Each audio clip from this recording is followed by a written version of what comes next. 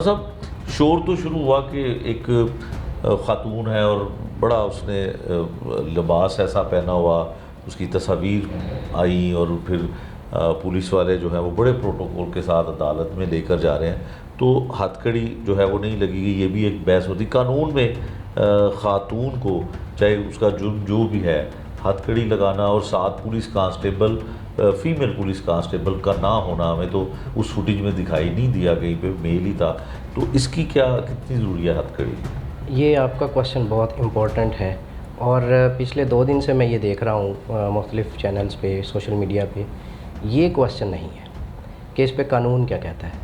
قانون بڑا کلیئر ہے وومن کے اوپر، ٹھیک ہے، کہ کوئی بھی خاتون کسی بھی مقدمہ میں جب ریمانڈ کے لیے پیش کی جائے گی، اول تو وہ ریمانڈ کے لیے پیش نہیں کی جائے گی، ٹھیک ہے، پہلی بات ریمانڈ کے لیے پیش نہیں کی جائے گی، نہیں کی جائے گی، نہیں پیش کی جائے گی لیکن ریمانڈ نہیں دیا جائے گا اس کا۔ اوکے، اس پہ قانون بڑا واضح ہے، اور قتل یا ڈکیتی ان 2 مقدمات میں اس کا ریمانڈ دیا جا سکتا ہے، اور وہ بھی تھانے میں نہیں رکھی جا سکتی۔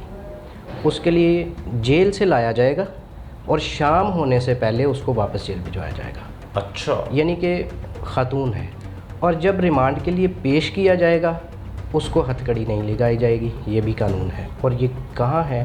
Basically article 14 constitution of Islamic republic of Pakistan 1973 article 14 یہ کہتا ہے کہ کسی بھی انسان کے وقار کو مجروح نہیں کیا جائے گا، اور اس کی انٹرپریٹیشن ذوالفقار ورسز اسٹیٹ میں یہ کی گئی کہ کسی بھی خاتون کو ہتھ کڑی نہیں لگائی جائے گی۔ ہاں، لیڈی کانسٹیبل ہونی چاہیے ساتھ، وہ اس کو ساتھ لے کے جائے گی، لیکن آپ نارملی بھی دیکھیں گے کورٹس میں خاتون جب آتی ہے اس کو ہتھ کڑی نہیں لگی ہوتی۔ تو یہ جو بحث سوشل میڈیا پہ چل پڑی، یہ پتہ نہیں کیوں اس سائٹ پہ چل پڑی۔ ہاں، لوگوں کو پتہ نہیں ہے، لوگوں کو اندازہ نہیں ہے، ٹھیک ہے، اور جن کو اندازہ ہے شاید انہوں نے اس میں پارٹیسپیٹ نہیں کیا۔ تو رانا صاحب اس کے باوجود اس پولیس اہلکاروں کو ان کو معطل بھی کر دیا گیا، پھر تو انہوں نے قانون کے مطابق کام کیا۔ دیکھیں، جو پولیس اہلکاروں کو معطل کیا گیا، اس میں بیسیکلی ایک SHO، ایک سب انسپیکٹر اور 2 لیڈی پولیس اہلکار جو ہیں ان کو معطل اس لیے کیا گیا کہ آپ نے اس کو بڑا پروٹوکول دیا، حالانکہ یہ پروٹوکول کی بات نہیں تھی، یہ لیڈی کانسٹیبل مسنگ ہونے کی بات ضرور تھی۔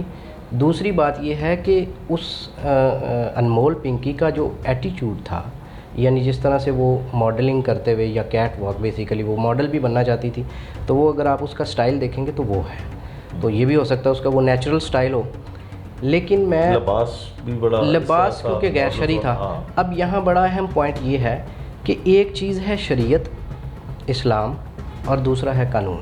سب سے پہلے یہ دیکھنا ہوگا کہ ان کیسز میں کیا شرعی قانون نافذ ہوتا ہے یا نہیں۔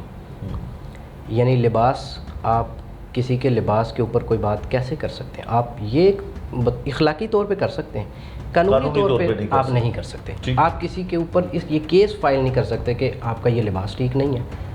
ہاں، اسلام میں جو اس کی شرائط بیان کی گئی ہیں اس کا معاملہ بعد میں دیکھا جائے گا قیامت والے دن، اور تقویٰ کے نزدیک تو وہی ہے۔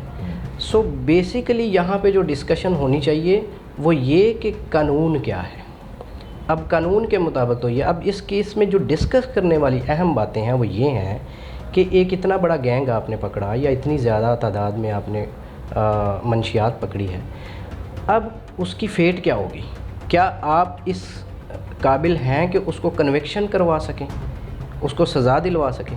اب سزا دلوانے کے لیے آپ کو چاہیے کہ سب سے پہلے آپ کی انویسٹیگیشن ان اصولوں کے اوپر ہو جو سپریم کورٹ نے پچھلے کیسز میں ڈیفائن کر دیے کہ ایک منشیات کے کیس کی جب انویسٹیگیشن ہوگی تو یہ چیزیں مسنگ نہیں ہونی چاہیے، جن میں سے ایک میں آپ کو مثال دینا چاہوں گا۔ 2025 میں سپریم کورٹ نے کہا کہ منشیات کے کیس میں جب ریکوری ہوگی تو ویڈیو بنائی جائے گی یا گرفتاری ہوگی،